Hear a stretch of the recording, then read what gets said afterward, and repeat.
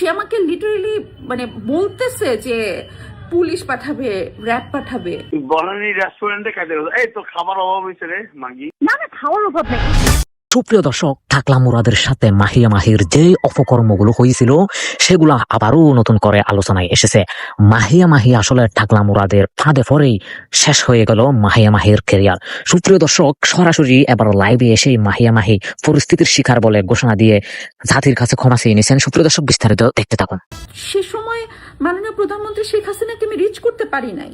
সুপ্রিয় দর্শক, মাহিয়া মাহির সেই ভিডিওর কিছু অংশে বিশেষ আপনারা ইতিমধ্যেই দেখেছেন, যেখানে তিনি বলতেছেন আমি পরিস্থিতির শিকার হয়েছি।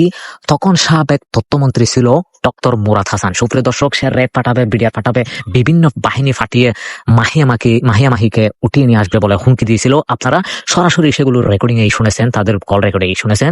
সুপ্রিয় দর্শক, তিনি এবার লাইভে এসে সরাসরি পরিস্থিতির শিকার বলে, তখন আওয়ামী লীগ ক্ষমতায় ছিল, তখন ডক্টর মুরাদ হাসান, টাকলা মুরাদ ক্ষমতায় ছিল, সে বাধ্য হয়ে তার সাথে এগুলো করতে বাধ্য হয়েছে।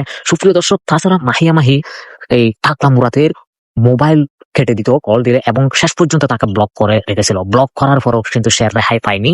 দিন শেষে সে এই টাকলা মুরাদের সেই ভয়ঙ্কর আগ্রাসনের শিকার হয়েছে, এবং গোপনে কিছু ভিডিও করে নিয়েছিল টাকলা মুরাদ তাদের অঙ্গতরঙ্গ অবস্থার মুহূর্তের সেই ভিডিওগুলো সে এখনো বিদেশের মাটিতে মাহিয়া মাহিকে ওইগুলো ফাঁস করে দিবে বলে হুমকি দিয়ে আবারও সে তার শরীরের উদ্দেশ্য অর্থাৎ শারীরিক সম্পর্ক করতে চায়। সুপ্রিয় দর্শক, দেখা হচ্ছে পরবর্তী ভিডিওতে। ভালো থাকুন, সুস্থ থাকুন।